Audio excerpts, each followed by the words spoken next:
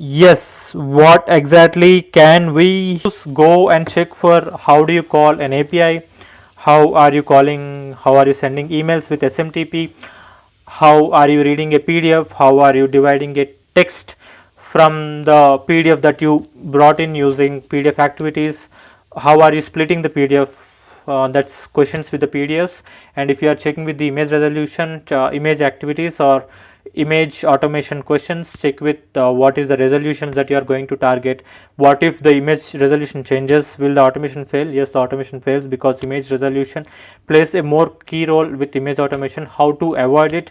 UiPath is bringing up UiPath Vision, but again that's a different license you need to purchase. Not sure if company already has it, but if company already has it, you just it will be the same thing, or it will be simple process that you need to check and properties that you need to check. There is no big difference there as for my knowledge that I can say. So we'll be live for next 5 to 10 minutes. Let's see. uh, Akshay says split PDF files into multiple files according to the names. We want all the PDFs. Let's see. Okay, we want all the PDFs to be in different flows. So what exactly can I think of? Now the PDF is not one single page, it can be on a multiple pages. So how do I divide it? Think again.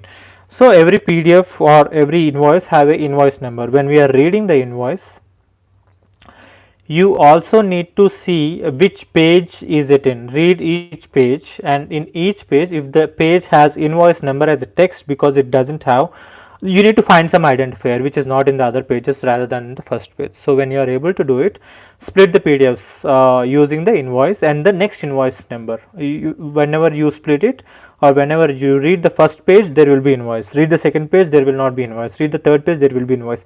So you need to divide it based on the first and second page. The third page comes in the next invoice. So that's how you need to divide and write the code. And yeah, you can also check with the invoice number by using that, and you can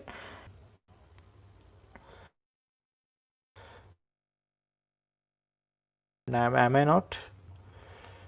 Let's, are you failing? Why exactly are you checking, or why exactly you are not able to fetch the values? Check with the title and selectors, even check with the logs. When you're checking with the logs, that's where you're going to find the errors. Okay, Varlakshmi says 1 year experience, need to know how to prepare, of how you need to prepare an SDD and PDD, but you should definitely have an idea of how you need to read the SDD and PDD.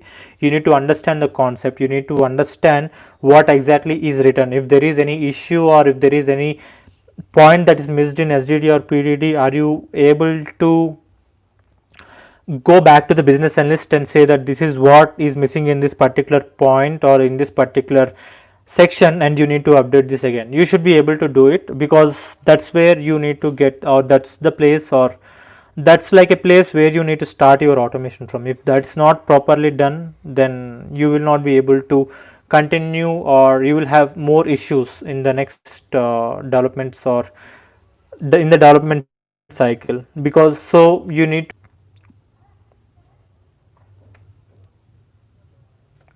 okay, we'll end this stream in next 5 minutes.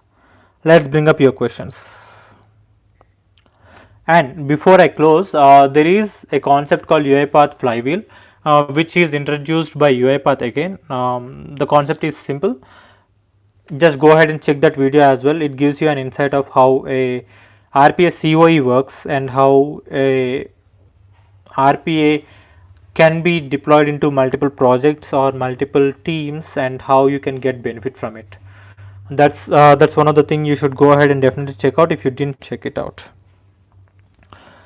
Next, what are your so go ahead and check my YouTube channel. What do you think should come up from my YouTube channel? Go ahead and send those questions so that I can pull up more interesting topics. And let's see, cancel. Okay,